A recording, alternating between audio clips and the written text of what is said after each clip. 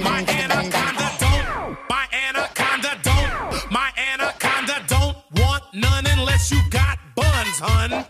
Oh my gosh, look at her butt. Oh my gosh, look at her butt. Oh my gosh, look at her butt. Look at her butt. Look at her butt. Good afternoon, everyone. We're so thrilled to have you back on our show. Mary Shelley's Frankenstein. I'm Karis Beckwith. Really though. I'm Alex Francis. And today we'll be reviewing Frankenstein, obviously. The 1994 Robert De Niro version, of course.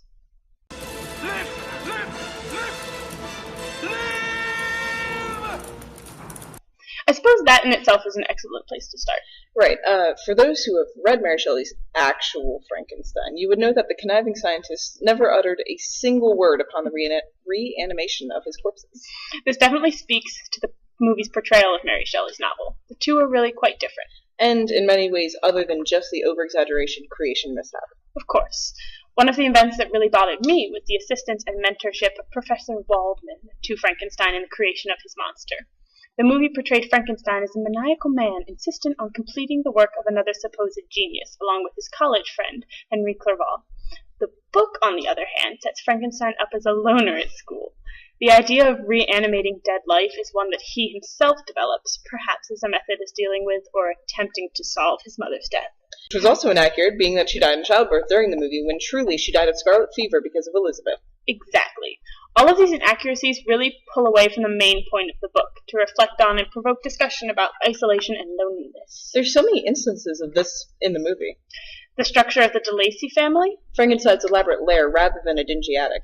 the more personal murder of William, The attempted revival of Elizabeth and her fatal despair at her appearance. even the ending when the monster burns himself beside Frankenstein. All of these things pull the movie away from the theme of isolationism.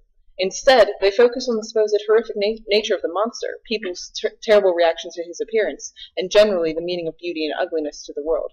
The movie has so much less to do with being alone, and ultimately this takes away from the powerful effect that the story of Frankenstein and its monster can have on the reader. You're so right. With Victor's wider interactions with the world, along with the monster's strange request to have Victor make him a mate out of Justine's dead body, which definitely doesn't happen in the book, so many important ideas are left out. True. But let's not beat a dead horse. There are so many other aspects of the movie to talk about other than just its relation to Shelley's original text. For instance, the setup and plot itself. Oh god, don't even get me started. At least let me talk about it a little. But I mean, so much of it, even just beyond being different from the book, is just implausible. True. Even from the very beginning, when Frankenstein created the monster, the process that he did was so laughable. You laugh at buckets of amniotic fluid. You know what I mean.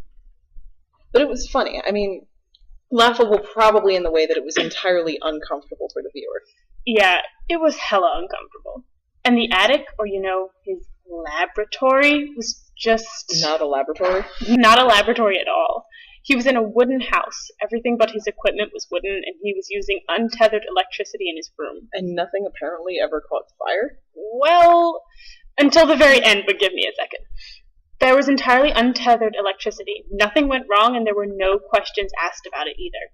He didn't own the entire building, he just used the attic, and no one in the movie ever questioned what was going on or how all of that happened. And speaking of implausibility, can we talk about the gay? God, no. Please. Fine, whatever. Literally, there was so much of it. Victor and Henry had some serious subtext going on, and the scene where Frankenstein first falls out of his fluid bucket was pretty... Yeah, not gonna lie, there was some subtext in that one, wasn't very present in the book. I'm good at sentences. You are. And two, they never actually talked about it. It just happened. In the book, Henry and Victor were friends since childhood. In no way did they have a relationship that exuded that type of intimacy.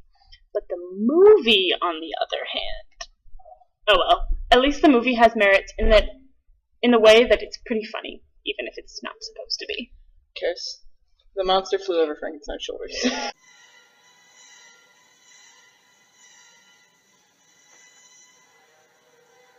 Yeah, but still. It had its own merits, sort of. Helena Bonham Carter was banging. as always. And there was a cool opportunity for feminist commentary. Even more than in the book. So, yeah, watch it for the laughs. It was really bad. So bad.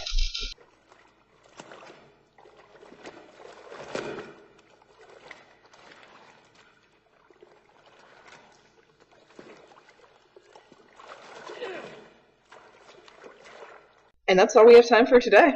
Join us next time for more Mary Shelley's Frankenstein. My anaconda don't. My anaconda don't. My anaconda don't want none unless you got buns, hun.